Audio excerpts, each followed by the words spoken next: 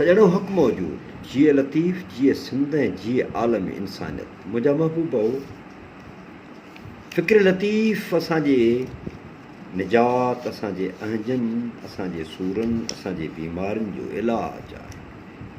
ऐं असां उहो इलाजु, असां उन वेज खां रुजू ई न पिया करियूं। ऐं इहा वॾी ट्रेजिडी आहे त असां उन खां रुजू नथा करियूं। जेकॾहिं असां उन खां रुजू करियूं त असांजे लाइ तमामु घणियूं आसानियूं पैदा थियूं। तांघे में ताणे ॿध पंहिंजो तुरहो, उन में आणे कोन ॾींदी को ॿियो। असां हीउ जेको समाजी हालतूं आहिनि, इहा उहे पंहिंजो तांघ में आहिनि। अहिड़ी तांघ आहे जो जंहिंमें सभु कुझु असांजो फिटी पियो आहे, सभु कुझु असांजो बर्बादु थी वियो आहे। उन में आसिरो कंहिंजो न कर, पंहिंजो ई संदरो ॿध, पंहिंजो ई तुरहो ॿध, पंहिंजी ई मुर्सी कर, पंहिंजी ई हिमत कर। जॾहिं तूं इहो कंदे त पोइ तूं कामयाबु थींदे। यानी इन जे लाइ इंतज़ारु छॾ, पाणे कंदा, हू कंदा, फलाणो कंदो, फलाणे पंहिंजो खे इब्तिदा करणी आहे, शुरूआति करणी आहे, इन ॻाल्हि खे छॾ। तूं लही पओ मैदान ते, अकेले सिरी लही पओ। तांघे में ताणे ॿध पंहिंजो तुरहो, उन में आणे कोन ॾींदी कोन ॿियो। जॾहिं तूं उन समाज में लहंदे त तोखे ॿियो ॾियण जे लाइ केरु कोन ईंदो। तंहिं करे पंहिंजो इहो जेको तुरहो आहे, उहो पाण ॿध।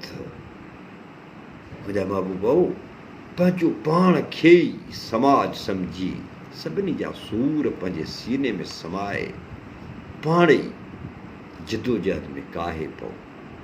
हाणे जिदोजहद रुॻो कंहिं जुलूस, कंहिं धरणे, कंहिं नारेबाज़ी जो नालो न आहे। जिदोजहद अवां होटलुनि ते वेही कुकड़नि जे खफ़्त जा ज़िक्र त करियो था, अवां होटलुनि ते वेही ॿियूं मुख़्तलिफ़ अजीब ग़रीब ॻाल्हियूं त करियो था, पर पंहिंजे वतन जी ॻाल्हि नथा करियो, पंहिंजे माण्हुनि जे सूरनि जी ॻाल्हि नथा करियो। असां खां दरिया हलिया वञनि था, असां खां जबल हलिया वञनि था, असां खां डंडूं ढोरा हलिया वञनि था, उनजी ॻाल्हि असीं नथा करियूं। असां ॻाल्हि करियूं था, पंहिंजी मनपसंदि ॻाल्हि करियूं था त फलाणे जो कुकुड़ ॾाढो भलो हुयो, जाओ कुकुड़ हुयो, खफ़्त जो कुकुड़ हुयो, मूं बि वाह जो कुकुड़ वरितो आहे, फलाणे वटि ताज़ी कुतो आहे।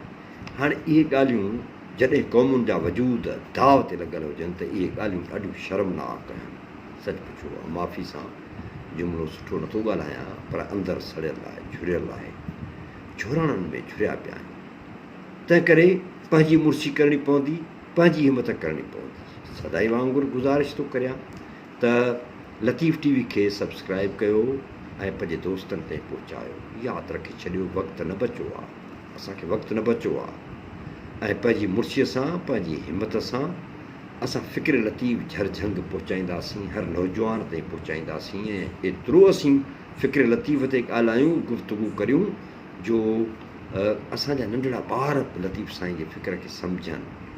ऐं हीउ जेको क्लासिकल फ़िक्र आहे, उहो सच पुछो त असांखे जदीदत ॾांहुं बि वठी वेंदो।